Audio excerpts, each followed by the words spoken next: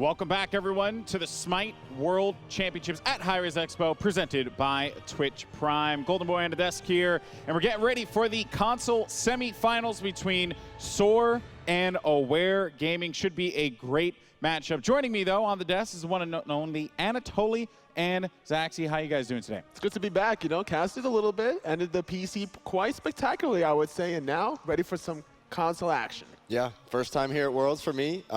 A lot of great games today, so I'm excited about this set also. Nice, man. It's awesome, of course, to have you joining us here on the analyst desk, and I'm looking forward to hearing your insight into these players and teams.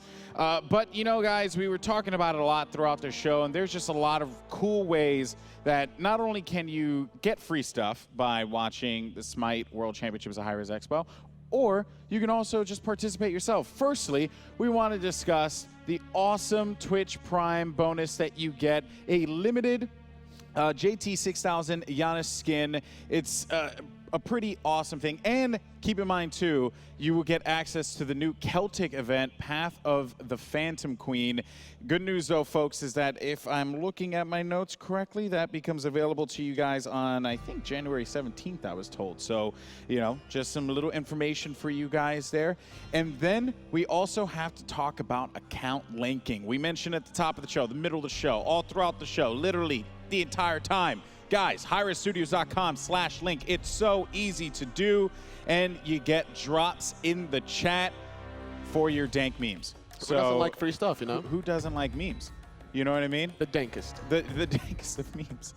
Anyways, so there's that right there. You get some free stuff, but we want you to enjoy the event as well in any way you possibly want to, whether that's sitting at home, you know, just sipping on, I don't know, maybe a Coca-Cola beverage. Oh, look at that promotion there. Speaking of Coca-Cola, Coke Esports is hooking you up. If you have the chance, you can check out theaters across the country to watch the Smite World Championships Sunday, January 8th at 5 p.m. Eastern Time. That will be, what's it, through 2 p.m. Pacific time. Math is hard. I got to do these conversions in my head. I'm not a very good math man. Don't worry, we just pay you to be pretty. That's and I don't even get paid. So, you know, I mean, it seems like I missed out on that boat. But all right, guys, this is it. Time to dive into some console Smite. I can't wait because we have SoaR versus SoaR to kick things off. And I want to, you know, talk about these two teams here because I don't know if, I'm sure people are familiar with them, but for those of us joining at home, maybe they're more accustomed to PC. Who are the players on SoaR and SoaR, and Zach, I'll start with you on this one, that people should be looking out for? Well, for both teams, for me, it's the junglers. For SoaR, it's KhaoticPurpose, formerly known as Layers of Death, and for SoaR, it's ElSoarchapo. You can really look for these guys to set the pace, set the tempo of the game, and you'll be seeing them around the map early and often. Both of them are very aggressive junglers. They play a very similar god pool. They like to get in your face, look for those invades whenever possible. A lot of their teammates will be around backing them up as well. And looking at the side of SoaR, it's a group of rookies essentially coming from the Challenger Cup that just made a statement in the SCL Fall Split online phase to start things off. Got a little bit timid there in the middle of the split, but then bounced back and did a wonderful job qualifying to the LAN and now qualifying to Worlds. Yeah, kind of a Cinderella story, you know, came up through the Challenger Cup. A lot of people underestimate these guys, myself included, but you play against them, and these guys are for real, man. These rookies, they can really play. The synergy is just there for SoaR, and there's also a lot of synergy coming out of SoaR Gaming. You know, the cousins, ElSoarchapo and ElSoarchapo, they always go hand in hand. Whenever you talk about one, you have to talk about the other.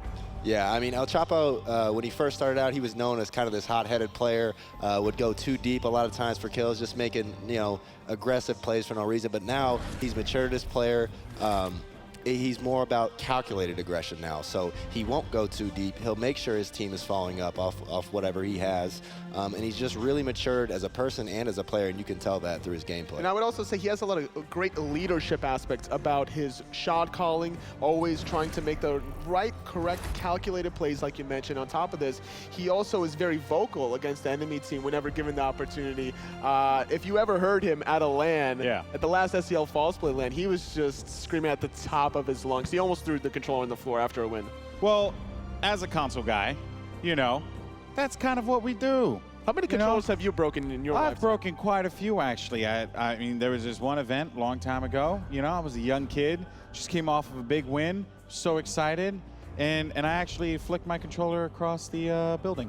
That's just right across the room. Should have aimed at Gandhi, though. I should have aimed at him. Well, you know, then again, he probably would have given me some toilet paper or something like that, told me wipe my tears. That's just what Gandhi does. But, yeah, I mean, honestly, this is a cool thing for me because I haven't really had much of a chance to check out a lot of the SCL stuff. And, you know, as a console guy, I always want to see top-tier console competition. And plus, I can't turn away when you have two guys named ElSoarchapo and ElSoarchapo. Like, are you kidding me right now, man? They've been playing together forever. You know, yeah. They used to play in the PC side of things. And they're related too, right? Yeah, they both live very close to each other. They live down in Miami. They always work out together. You know, these guys embrace a similar lifestyle as well. So they always have a great synergy and chemistry in and out of Smite.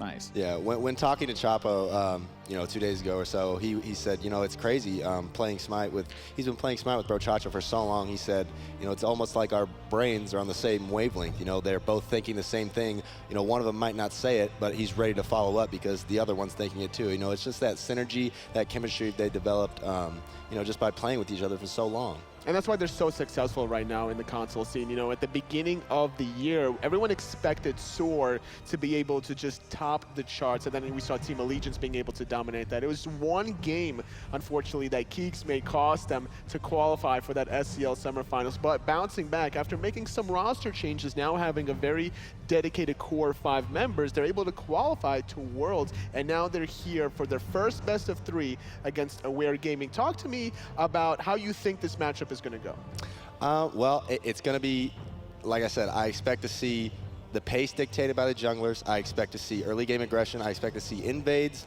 I know in the soul lane, I know DoctorL really likes early game powerhouses. He likes his Osiris. He likes his Ravana. So I wouldn't be surprised to see him go to that for invades. You know, it'll be interesting to see what Aware try and ban out, because we've seen PC never elected to ban the Ao Kuang today, really. Chapo loves Ao Kuang. So if they do elect to leave open the Ao Kuang, it'd be interesting to see if Chapo elects to go to that. But on the other end, you know, if they do give him Ao Kuang, will Aware abuse that early and try and shut him down, you know, invade and then just try and shut him down from there? It's going to be a challenge without a doubt. I mean, on both sides, right, of the stage, you have 2 teams, one who destined to be here and another one looking for that big opportunity to really show up and move on to the finals of the next day. And also a reminder to the folks at home, we've been, you know, on PC side, we've been doing nothing but best of 1s all day. Well, today for the Xbox semifinals, this is a best of 3. So we're going for a long time here. And who knows, maybe we'll end up getting 3 games of Smite console, which would be pretty awesome. It could be that case. Now, the cool thing about this fact is, like, a best of 1, you don't know what to expect. But a best of 3, now you got to experience the enemy team strategies. Now you can adapt your picks. Play around it. You don't, like, really just go all in. Like, you don't have to commit the way you would in a best one. Maybe like game 2 is when you start to really dive into it, but game 1 you're like, all right, let's see what these guys have. We're not going to see a Nike mid, for example. Yeah, yeah. I mean, we've been seeing some crazy stuff today. You know, I think Taco still has some like flashbacks of the chalk. You know, so we got to catch up with her a little bit, make sure she's okay. But you know what, though? I did get word that we're getting ready to set up on the stage, and it's taking a little bit longer than expected. But the good news is when we come back, we will have some Smite console action for you guys at home and those of you joining us here at the Cobb Energy Center. So don't go anywhere, and we'll be right back. Hello, everyone. Welcome back to the Smite World Championships at hi-rez Expo. Guys, this has been a a trying time. But the good news is, we're going to get this one started in a little bit. It's time. It's time. It is time for the people in the arena. All 5 of you. I'm kidding. This is real console hours right now. That is actually very true. Hey, us console players, we grind, bro, to the wee hours of the night. Guys, welcome back, of course, and we're getting ready for the picks and bans. Here we go. Who do you see going out first here? How does the meta differ from PC to console? Normally, a lot of people will try to synergize big area of effect ultimates on top of each other in console just to be able to win some of these team fights. But against these two teams, I'm expecting a lot of contention around jungle picks between KhaoticPurpose and ElSoarchapo. Their god pool is very similar. Very similar. They both love the Thor. They'll play the Susano. They love the Rat. Those global ultimates really, they like to gank early. So yeah, I'd like to see Thor maybe here. I know Chapo is not scared to first pick out Kuang either, so we could see the first pick out Kuang here. Surprising target ban of the Soul from SoaR Gaming, trying to take that option away from CaMeRxN and Boronic too, because they do flex that every now and then. Like you mentioned before, Kuang, first pick of the day into the console. Yeah, I was talking to Chapo and I said, aren't you scared of getting invaded? The Kuang, you know, with his early game being so weak, he said, no, I'll play around it. Just give me Kuang, I'll carry the game. He always has backup plans no matter what, whether or not he plays aggressive. He's not going to play very aggressive in the early game with his Kuang. Definitely, you want to be looking for plays once you get your third item online, you get the Polynomicon, and then you look for the plays. But like we mentioned before, now Zeus and Sylvanus for SoaR Gaming. Great circles now trying to win these team fights. Yeah, SoaR has a very aggressive mid-comp right now. Zeus, Sylvanus, a lot of pressure in the mid lane. They're going to round it out with the Awilix, synergizes well with the Sylvanus knockup. And just big circles there. Once again for SoaR, you got the Scylla ult circle, Odin ult circle. Kuang abilities, pretty hard to miss. So. And more importantly, this Odin pick is trying to really shut down Boronic in the mid lane, right? You don't want to let him get off. I think Zeus is probably like one of his top 3 picks. Yeah, definitely. And that Odin will obviously nullify the Sylvanus healing as well. Won't be able to heal in the ring. So a good counter there. So I like the bans already from SoaR, their secondary phases. They banned away the Ymir and the Ares, trying to take away some Guardians from ElSoarchapo. But this Odin could easily go to him as well. Yeah, Brochacho has one of the most unique god pools of all the supports. He can play a lot of weird stuff, but he also play a lot of the things that are in the meta. So you can't really hope to ban him out, but they want to take away. They obviously don't want to see his Ymir or his Ares. Both gods he's very strong with, so I like the bans there from SoaR. And now Neith and Hui from SoaR trying to target away from CaMeRxN, but we haven't really seen much Neith from him, I'm expecting. No, not. He did play it a lot earlier in the season, but he's been favoring the Soul. You know, we saw the On Her. But yeah, hasn't played Neith in a while, so, but still a good ban, you know, get the global out of there. They don't want to deal with that global presence, so I like it. I like the option though, because I think that those 2 bans specifically was taking away hunters that could get out of that Odin cage more than anything else, which forces CaMeRxN into a round, which is great late game, obviously, with his damage and his steroid for attack speed, but he can't get out of that Odin cage. You can tell it's late because he's hovering over that Cupid. It might be delirious. And he went for it. StormyRays got the baby. StormyRays loves I take it back. I take it back. I'm wrong. Please, I'm not an idiot, please. When talking to StormyRays, he said, I'm not scared to play the Cupid. I love Cupid. It synergizes decently with the Odin ring. You get the Odin ring into the Cupid ult, and that's something he's comfortable on. So we'll see how it works out here. And now with Guan Yu being locked in for SoaR, it doesn't matter what god Brochacho is, whether it's Guan Yu or the Odin, that laning phase, the dual lane for SoaR is going to be very aggressive with that Cupid. Yeah, very aggressive. They have Guan Yu, Odin both having pretty good early clears, so they should. Sylvanus has a good early clear too, but you would expect the Cupid, Odin, Cupid, Guan to outpush them just by a bit. And now DoctorL locking in Osiris, last pick for SoaR. Trying to figure out whether or not it's going to be the Odin or the Guan Yu, but I like the option. He could use his ultimate both offensively or defensively just to get away from the cage. He's going to be able to limit the healing, so it's going to negate some of the hearts from the Cupid, and it's going to be a big bully overall. I really wouldn't want to see Uzzy play the Guan Yu against Osiris here.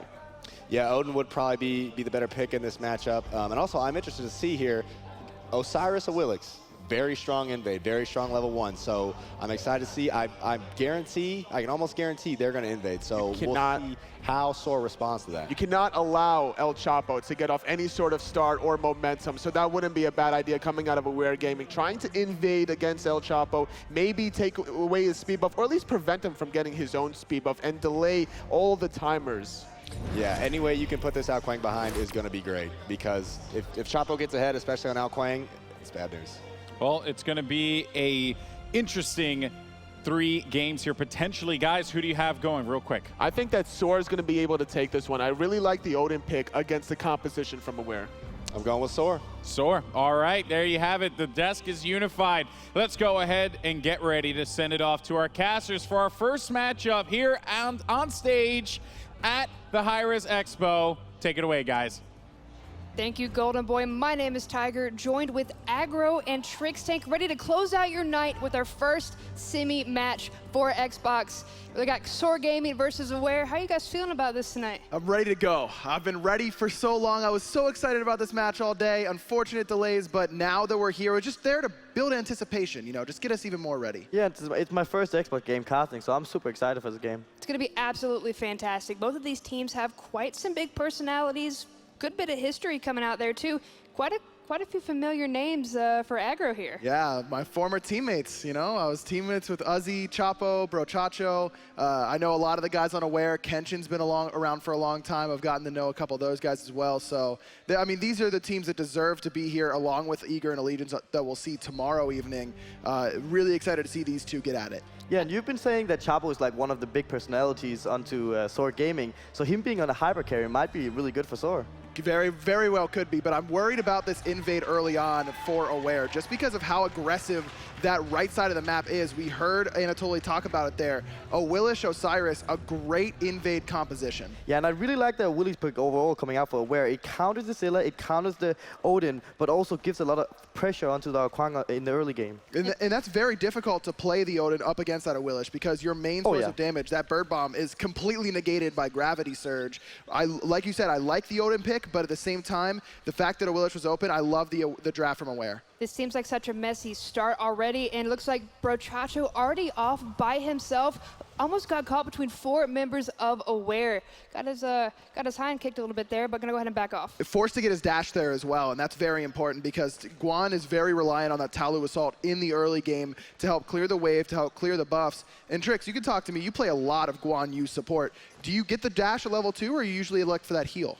Oh, I usually get the heal when I'm in lane, but sometimes I want to go aggressive, I take the 2. Having his 2 in the start here is not the end of the world, though. Looking at all these wards just peppered across the map, that's exactly what they wanted to get around, get some vision. What are these going to give them? Just information, and you can see exactly what they're looking for. You can see DoctorL along with KhaoticPurpose coming around this right-hand side looking for the invade, but SoaR was ready for it. Brochacho is there with them, and they're going to the other side. And we've seen this a lot from the PC as well. Whenever they invade this, the enemy team invades the speed buff, they go straight for the blue buff. Really smart play. They're just going to trade off, but it looks like it's going to get 2 buffs for Aware down on the enemy side. So we're only going to be able to leave with 1, unfortunately. And that's really big for Aware. They do lose the left side mid camps to the rest of SoaR, but like you said, Tiger, 2 for 1 as far as the buffs go, and you expect with the clear that they have, both in the middle lane and on the right-hand side, that it'll be very easy for Aware to go in and secure their own speed buff. Really no danger of losing that. And on this right side of the map, they're free to go ahead and take out these mid camps and fire elementals as well, which is huge. It's just every little bit counts, especially in this beginning of the game. Aware is slowly ticking forward. But I think SoaR just want to slow pace this game. They don't want to give kills up. They don't want to give too much up. They just want to stay kind of equal because they have a really late game oriented team comp. So I just think they're going to go late game here. Their late game maybe with the team comp, but what about their play style? This is kind of different from what we've seen SoaR throughout the past. These are very experienced players, and they're very momentum based on SoaR. There's no doubt about that, but they don't need to get a first blood in the first minute and a half. That's not the way they work. They're very comfortable waiting until the mid game, understanding their team composition. That's something that they've improved at greatly during this season, is playing to their team comp strengths. And that's what I like about this draft, is that they've got a nice balance of late and early game. It's mostly late. You've got the Scylla, you've got the Kuang, but you've also got some early game there. You've got the Odin, which has great clear, and you've got the Cupid in the duo lane. Cameron almost barely missing that heart bomb. That would have really hurt. Instead, SoaR just putting on the pressure. We didn't really see that in the early game, but now we're starting to see that in the duo. So talk to me about this roaming support sort of meta, Trix. How do you know where you want to be whenever you're not sitting in the duo lane, right? I haven't played the support meta too much, but what I've seen is basically support running around with the mid lane, trying to keep him safe, clearing the wave, but hold that thought. Yeah, here on the left-hand side, Cameron eats the heart bomb, gonna eat the stun as well, but knows he's not in too much danger, saves that purification. A lot of pressure being put on this left-hand side, trying to keep this hyper carry ROM down. Like I said, Cupid, early game god, can try and make plays. I like the fact that BroChacho is spending some time over there. Cupid might be an early game god overall, but then again, Rama have the better clear, so I think overall this lane is going to go straight to the Rama, and I'm going to be scared of the Rama, whether he's going to out-rotate the Cupid, so they're going to look for that. Looking for the rotations here. Already seeing a 3-man rotation back over to these fire elementals. Aware putting a lot of priority on these little camps, the mid harpies as well as the fire elementals. KhaoticPurpose now hitting level 5, a little bit ahead of Chapo, but this is the experience of SoaR paying off. They understand exactly where Aware is going to be. The Gold Fury's open. No one's even coming to check it. This is going to go the way of SoaR. The wards have just gone down. They know because they had put some down at the same exact time. There's no vision. There was no chance for Aware to even come close to try and stop that. Just a great call by SoaR overall. They have no hawk, and they still did it because they knew they had no vision whatsoever. But the problem with this is that they aren't going to be here to defend this speed buff. Uzzy in a ton of trouble on the right-hand side. Not going to be able to jump because of KhaoticPurpose. Pulled back in, and Boronic able to pick up the first blood. First blood going to Aware 3 minutes and 30 seconds into the game. So that's the thing I want to talk about. Doing the goal free so early, you're not going to get too much gold. So actually giving up your whole right side, it's not worth getting a goal free for because you're going to get more control by not having it. Exactly. By giving up 2 buffs, it's actually worth more gold because it's a swing, right? You think on paper you're guaranteed your own buffs, but by taking away the enemy teams, it's a double swing in your favor as far as gold goes. Whereas the Gold Fury, that's up in the air. You're not really counting on that gold going into your pocket. And meanwhile, doing the goal free, you don't really get any pressure on the map. So meanwhile, they're doing the goal free, Aware can just take all the pressure on the map. Now, how are SoaR going to be able to reinstate that pressure? They had a little bit, but they completely lost it after that mix-up on the left side. I think that we could see Uzzy make a rotation towards the middle lane and look to really pick off Kenshin on that Sylvanus. In fact, Kenshin hasn't even backed yet, and neither has Boronic. If Uzzy's able to make a rotation into the middle lane and get that cage down, make sure that Kenshin's got nowhere to go, Kenshin does have that shell, and that's going to come in big. He's going to look to use that as soon as he gets caged, because otherwise he's stuck in there. You know, he's got nowhere to go.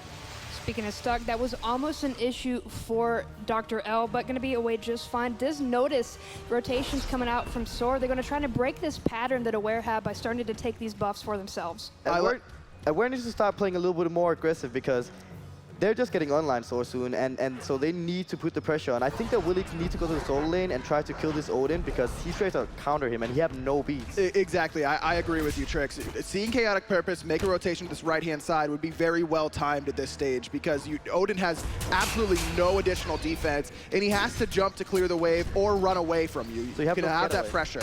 Uzzy already feeling the pressure himself, forced to use the cage, but here comes Kuang coming in. The beautiful jump coming out from the ultimate as well. Now Chapo may be in a bit more of an issue than he first thought. Not able to follow up with the execute, but BroChacho coming in with the win as well as Boronic taking out Chapo in the back line. BroChacho running for his life right now. Pops the meditation. Shalaber's here to support. But what a great ultimate from DoctorL, using Lord of the Afterlife as a pseudo purification, able to get out of that execute, knew exactly when Chapo was going to go for it, and goes towards his team, not towards his tower. Baits him into the jungle where Kenshin and Boronic are waiting for him. Yeah, he bought exactly enough time to get that counter kill, and that was really good.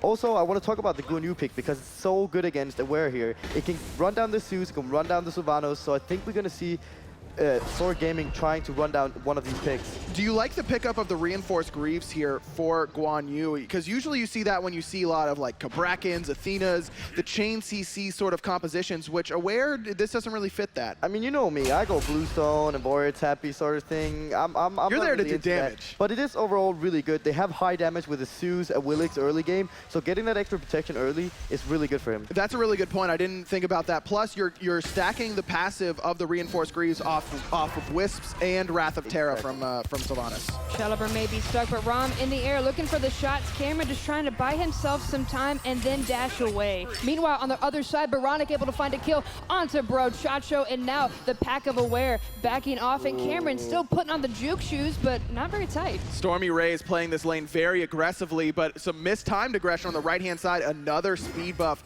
going the way of Aware. Chapo hasn't gotten a single one yet this game. And the reason why the Cupid can play so aggressive in the lane is because he went straight into boots, and the Rama is still stacking. So whenever the Rama is gets his stacks rolling, I think he'll be able to contest the Cupid. Yeah, the fact that he rushed those Devourer's Gauntlets is definitely a play that just tells me that CaMeRxN's just waiting out this laning phase. He's going for the later stages of the game, whereas you see that StormyRays, and I like this option from him, has gone directly for that Ninja Tabi. Also looking a little bit towards the late game, but not holding off quite as much. He's got that extra mobility, he's got that extra damage, but he's not going for the full damage option in the early game. He's saving a little bit, getting that extra attack speed for the later stages. Now, Aware, they had a really great split, but not so good at land. Meanwhile, SoaR, they are complete lanimals. They showed up, but what's happening right here? It's almost like a switch. This is what you expect whenever you draft a late game composition against a heavy pressure comp like Aware has. Yes, SoaR is losing, but I feel like they're still in an okay spot. I was also talking to Aware, and them being the underdogs, I think they really like that because they're going in with no pressure, so they can just play calmly, play like they do online, and that's what they're doing. That's exactly how Aware has played all year. I mean, no one's expected them to do as well as they have, but they've been able to consistently exceed expectations. They're comfortable in this underdog role. Remember, this is a team that came out of Challenger Cup this year. They weren't even a team whenever I was playing in the summer split. This wasn't a thing. It was only in the fall split. Cavalry charge coming through. Crush is going to have a nice bit of damage. I'm a monster coming through. Shalaber finding what hit, maybe turning around this corner, looking for two, not going to find the damage. Perfectly timed purification there from Boronic, but it didn't matter. Shalaber on the mark with that Scylla ultimate. This is a character that he's very comfortable on.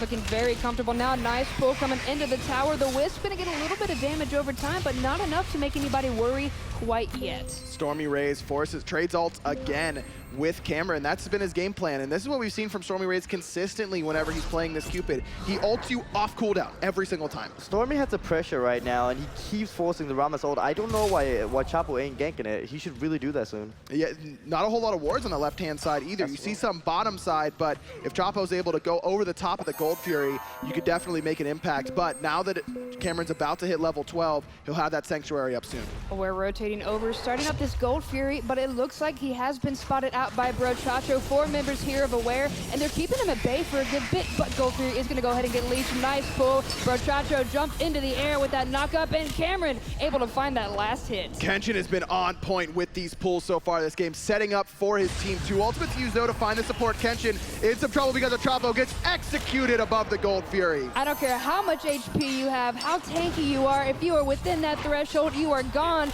and so is Boronic. Double kill coming out for Chapo. CaMeRxN in a lot of trouble as well. Purification used to avoid the stun from the Heart Bomb. 2 kills go the way of the jungler. And I mean, I feel with the Sylvanus right now, Kenshin, I hate our Kuang so much because you're the only character in the game that doesn't have a beat, so you just basically have to die every time. Oh, Uzzy is able to actually secure Chapo a speed buff as well. Gonna be able to get away from DoctorL. DoctorL had the Wrath, but mistimed it a little bit there. By the skin of his teeth for sure, but this does open up the left side of the map. SoaR able to burn down this Gold Fury very quickly. Nobody even nearby to try and contest. SoaR Gaming taking it up. CaMeRxN not quick enough with that ult. It seemed like SoaR was using a little bit too much there to use Cupid ult and Scylla ult, but it turns out that was exactly the right amount because CaMeRxN definitely could have stolen that. Better safe than sorry right there. They knew they had it warded, so they just wanted to take it quick. I think it was just fine. Looking very nice, but so far 10 minutes and 45 seconds, 4-4, read the kills. SoaR looking for that momentum. Like you mentioned, they live off of this energy and this momentum, and this is a great upswing for them. And the fact that Chapo hasn't even picked up one of his speed buffs yet, he lost the first 3, and Uzzy was able to steal one away. Oh, Uzzy's in a little bit of trouble here. Remember, he cannot jump away from KhaoticPurpose. Look at him, he knows he's got nothing to do right now. Uses the cage just to buy him some space. Lord of the Afterlife comes in, he's still alive for now. He's still losing that health, though, and relatively quickly, DoctorL does not have enough mana to make this damage happen. Gonna get pulled back with the jump. Awilix with the save. Boronic gonna find Shalaber. Chacho gonna be able to find Boronic. Chapo looking very low, but able to probably get away. The meditation there coming in huge for Brochacho. 1 kill, 2 kills each actually on each side. Boronic really well-placed ultimate there, was able to find the kill on the Shalabur, who didn't have his ultimate available. It was still. so sweet because Chapo actually used his stealth behind the enemy so he could actually backstab them whenever they focus on another target. Really well played. Very, very heads-up play there, because if he uses Water Illusion backwards towards his tower, he gets hit by that Chain Lightning from Zeus, and then none of that fight really goes well for SoaR. They're playing very, very well, even with the early deficit that they got. On paper, that was an equal fight, but then you take into the fact that Stormy just took down an enemy tower, and that definitely goes into the favor of SoaR. That's a lot more pressure on the map, and Aware are not going to have that safe space to fall back to in these Gold Fury fights. And that's important because we've seen how much pressure that StormyRays has been putting on Cameron this entire time, and then Cameron finally says, all right, enough, I'm sick of getting Cupid ulted, I'm going to rotate to this fight, and then you lose your tower because of it. And if Chapo's going to be coming over there to gank anytime soon, it's going to be even harder for Cameron to get away. Absolutely. 12 minutes, 34 seconds, still 6-6, but seeing a lot more pressure coming out from SoaR. Good vision as well, peppered across the map. We saw that since the beginning. I'm glad to see that transfer through to this mid-game stage. And you could see the fact that Boronic is going for this more defensive-oriented build that we usually see on Zeus, and I really like that idea from him. Going for a Winged Blade to get that extra HP. It's a very cost-efficient, cheap item, and then also immune the slows, and there's a lot of them. StormyRays has 2 in his kit on that Cupid. You've got the slow from the dash from Guan, as well as the slow from Crush could get you out of some sticky situations. Oh yeah, and we haven't talked about the fact that Kuang have 2 kills already. He's at the mid-game stage, he's sooner aligned. This is good. This doesn't look good for Aware, and Kuang being like ahead in the mid-game is just horrible. The players to watch on these teams, as we've seen every video asked you, it's all been about the junglers. We've seen Chapo in this game. KhaoticPurpose has a couple of good plays, but so far, why haven't we seen him as much? Well, we've seen him on the top of the net worth charts, and that's what's important at this stage of the game. He's done a great job of being on time for Chapo's buffs. He's the one who's making a lot of the shot calls as well. Following up on Kenshin, it's really those two is the dynamic there as far as communication goes on the team. So even though he might not be making the flashier plays, he's been a part of 5 Aware 6 kills, and he's been on point with his invades as well. I also think it's the fact that it's on land stage, so he's like playing a little bit more passive than he would on online.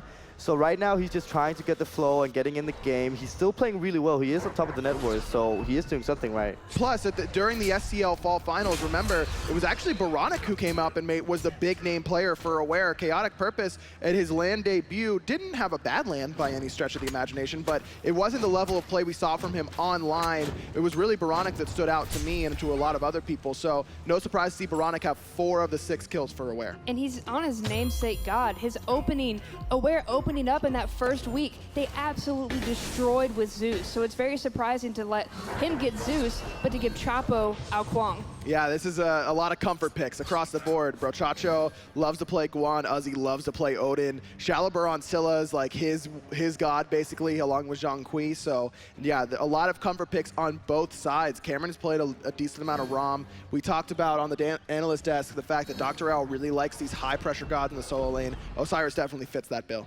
We've seen a lot of pressure coming out from both teams. It's been pretty even in these trade-offs, give 1 or 2, but which team and what do they need to do to take that first step forward?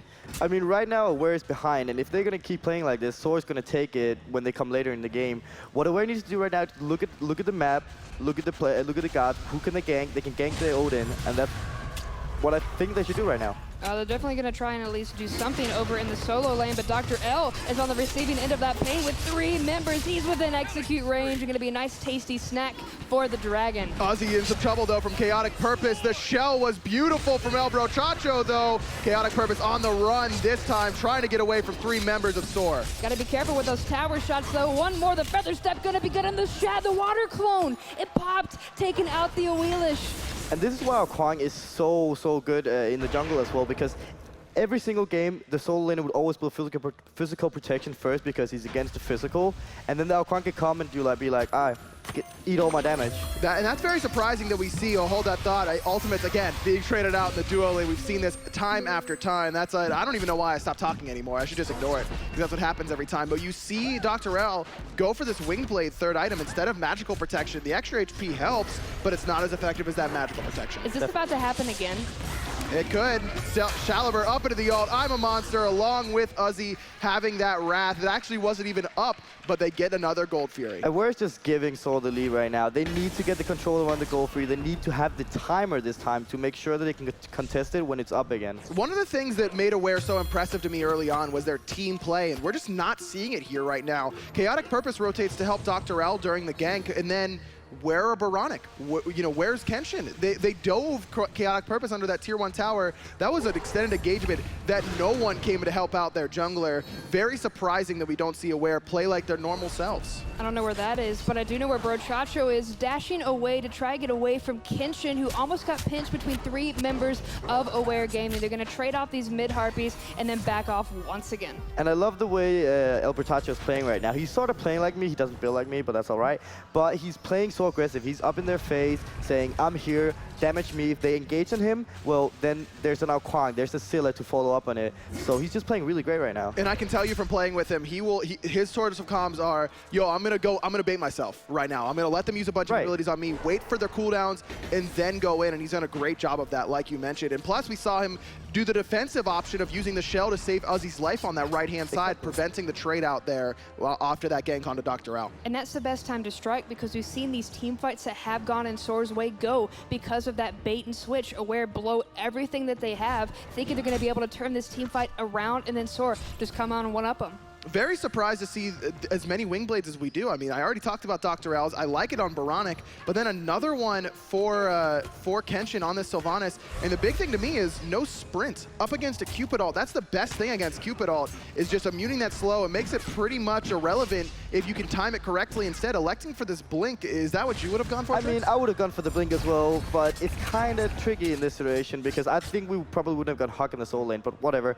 Overall, like, they need that engage in the Sylvanus to get the one shot on the Scylla, on the Kuang or whatever. Otherwise, they're not going to get the proper engage on the team because that's the only engage they have.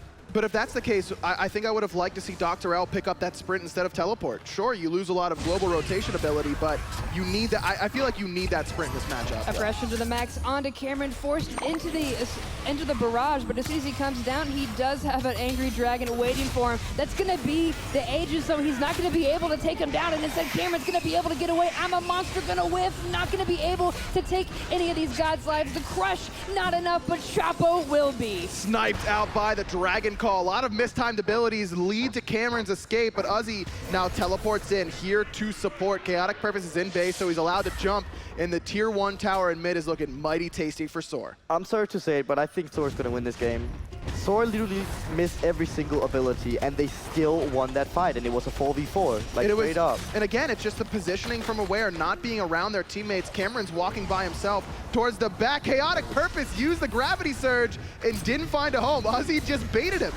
He jumped in place instead of jumping at them like they were expecting. Absolutely baited. Now Uzzy jumping in aggressively this time. Here comes the cage, trapping 4 on the inside. Meanwhile, the rest of the team hammers away at the tower, and AWARE can do absolutely nothing. That's gotta be so demoralizing. Like, expecting Uzzy to jump in and cage there, KhaoticPurpose pops the ultimate, but Uzzy didn't come any closer. You know, if you know Uzzy, he's just giggling right now. He's got this great giggle. You know he's doing it right now, and KhaoticPurpose then eats a crush, and then the tier 2 tower falls because of it. The team play that I expected from AWARE, we're really seeing more from SoaR. They're grouping very, very well. They're using their defensive relics well as well, and so it's really easy for them to kind of snowball this lead. Even with this late game composition, they've been in control for the last few minutes. We're not seeing some of the early snowballs that we're used to coming out from SoaR, but I'm loving the smart plays. It's just sometimes having to just hold back. You want to make these kills happen, but you got to do it smart, even if it takes a little bit more time. SoaR have been so aware of the goal fury control, whether they had wards or not, and that's why they've been taking those two goal furies, and that's done a lot for them. And that's exactly. Oh, I meant SoaR. No, SoaR have been so aware. They've been aware. Oh. It's a pun. Yeah, you're on a cast with me and Tiger. Like, you're gonna get a pun here and there. I really expect that Gold Fury control to continue for SoaR. 21 minutes in, you've got a lot of levels, you've got a lot of items, but it's still risky to go to the Fire Giant. You're only up about 8.5, 9K. And while that's certainly a ton at this stage in the game, there's no reason to make that risky call at Fire Giant. I would really prefer to see SoaR get more ward coverage on that Gold Fury and go for it again. We see the anti-heal getting picked up by Chaotic and DoctorL, and I really like that because the Guan combat heal is so big. With the meditation as well, having that healing reduction is going to do a lot lot for them in team fights. And you can see Brochacho not even leveling his ultimate past the first point. He's been really focused on getting that heal up, as well as that increased damage off the dash. But here comes that ultimate you were talking about. Cavalry charge, looking for the stun, not going to find it, but does force out the Terra's Wrath. A nice stun coming through, but the Fields of Love as well as the cage going to trap them all inside. Stormy going to be able to get out before he takes too much damage, but Kenshin can't say the same for him. Cameron rolling forward, looking for Shaliber. He has the extra movement speed from I'm a Monster, actually pulls the Gold Fury. Cameron nowhere to find him. Cameron, what happened? He's got the heart bomb on him now. 4 members, there he goes. Goodbye. Uzzy gonna fall to KhaoticPurpose, but we all know what happened there. That was Cameron, sorry dude. That was brutal. Can't find the auto attack. Shaliber hides behind the Gold Fury and then roots him in the pit. Boronic here by himself trying to contest his Gold Fury. He's gonna get chased down here by Chapo. There's nothing he can do. He has no escape. There went his relics. He was facing certain death anyway. Why prolong it? Now the rest of his team is getting obliterated. So sad about where they should just give that up, basically. They were 3 versus 4. There was no way they were going to win that. Kuang still had his ult up. Just leave that. And now, if you're Zeus, sure, you're dead for the next 30 seconds, which is sad already, but whenever you respawn, you've got no relics. You are food for Kuang. And SoaR for sure is going to take advantage of that. They're going to look for that Zeus immediately. Whenever the Guan is going to sees him, he's going to get run down. I mean, to me, Trix, just looking at the overall arc of this game, it's just very clear to me that SoaR have a lot of seasoned veterans on their team, and Aware is still trying to find their way. Like I mentioned, 4 rookies on this squad, and you can see the experience from SoaR, the Gold Fury control, the just movement around the map as well. Yeah, I feel like Aware is playing their combo way too passive in the start of the game. They played really passive and waited for SoaR to do whatever they wanted, and that's just really bad when you have like Sylvanus, Awilix, Zeus on the team, which is really early game based, and Osiris even. Yes. As a player, just coming into that mentality, is it because you're here at Worlds, there's so much on the line, there's so much at stake?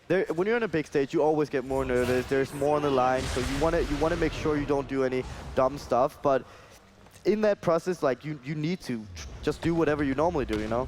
And that's the hardest part, is just playing like it's any other game. It's so hard to do in front of a huge crowd here at the Cobb Energy Center. I mean, it's just difficult to kind of push that out of your mind, but that's what you have to do. You have to play like you're at home in your, boxers or whatever that you normally play in. SoaR doing a good job of keeping calm and keeping controlled here. Going to be able to take down the Fire Giant. Here he comes, KhaoticPurpose going to get ulted up, but not executed. Suku going to help him get away, but Chapo sticking to him like glue with that speed buff. Here comes the rest of the team. Sanctuary use, it's not gonna matter. Shaliber picks up the 14th kill for SoaR. 5 members with Fire Giant. They've got the Guan Yu healing. This tier 2 tower doesn't stand a chance. There is nothing else on the map except for 1 tower and 3 Phoenixes. That's it. Aware keep getting outclassed in these team fights. It's a really cliche question, but what can Aware do? I mean, right now, there's nothing they're going to do. Kuang is so big. He's going to be able to run through everybody and kill whoever he wants to at this point. So it's just not good for them. You have to hope that Chapo gets a little too excited, dives your Phoenix, dives your Fountain, dives your Titan, and then you can kind of make a play after that. But it's Cameron who's eaten the plays from Chapo. KhaoticPurpose still waiting to respawn, and Cameron just waiting to come down. The aggression is to the max when it comes to SoaR, able to just bait Cameron to keep running away, and Chapo and Uzzy able to double team him down and get 1 more statistic for SoaR. Fields of Love coming down, Chacho jumping in deep as well with the ultimate Phoenix has fallen, Cage has come up. And now right Phoenix already down, middle Phoenix being looked at next by SoaR. Remember, they've got the healing from Guan Yu as well as the regen available to them from the Fire Giant buff. Uzzy just zoning 3 people by himself in their Titan room. Yeah, I mean, this is where Guan Yu's healing is going to really pay off. He still has the meditation, so there's so much to stay on the side of SoaR.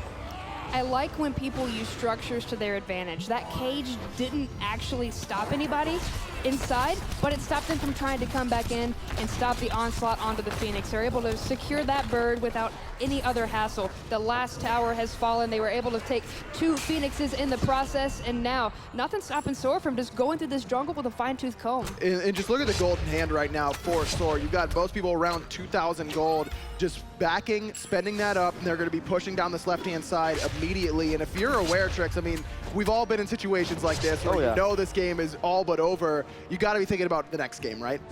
As we are, because when you're 10k down, we usually say we need a miracle, or we're probably going to lose this game. So yeah, you don't want to think about the next game. You want to focus and see if you can get a turnaround. But at this point, I don't think they can. But just, you know, get this game over with. We hear a lot of players talk about how, when I mean, 10K maybe not, but you're sitting down 13K, 2 Phoenixes down, everyone's got Fire Giant. They start talking about, okay, what went wrong this game? What can we do for the next game? Maybe the picks, anything like that. Is that what you guys would usually do? We usually like say, what have we done wrong to be in this position? Because now when it's fresh, you're still in the game, you can get it out immediately, and then you don't do it the next game, hopefully. And then Funball says, it's all you guys, I'm perfect. Yeah, you guys are all idiots, and you what guys are you guys play doing? better. Team, please. Yeah. It's just easy banter, right? Right. He said that after, but I don't know. 1 Phoenix remaining. SoaR knocking at the throne room. The Firebird is standing there just waiting to go ahead and try to get some action. And SoaR playing a little frisky, backing off for now, waiting for Aware to come out. They want these kills and they want to secure this victory. Chop, I've been in this situation a million times with Choppa. Hold that thought. Kenshin able to be there, use that ultimate, but it's not going to be enough. I'm a Monster comes down, gets good damage. There goes Kenshin. Follow it up with the Crush. Caliber getting credit for the kill, but Zeus dishing out some hardy damage. Cameron with the snipe. Second hit coming through, able to take out the enemy Cupid. The jumps are going to be real, but so is the Crush. Caliber finding another kill in this gigantic team fight. Chapo popping the beads. Must have been a misclick, but it doesn't matter. DoctorL is down. KhaoticPurpose is able to find Caliber. That's 2 dead and 2 big damage dealers, but the problem is that minions are going to do it all by themselves. SoaR Gaming take game 1. Those aren't minions. Those were winions. They sure were. Absolutely fantastic play coming out from SoaR. A little bit shaky in the beginning, but we really saw the team that we've watched through this entire split come back and live on the stage. And I'm actually really surprised about Caliber's plays. He's playing mechanically really well on the Scylla, even on the console. I'm impressed. Very well. I mean, this is a god that he's known to play and be very, very comfortable on. And you heard Zaxi talk about it on the analyst desk. When Choppa was talking about picking out Kuang, you know, oh, aren't you worried about getting invaded? No, I'll get invaded. I don't mind.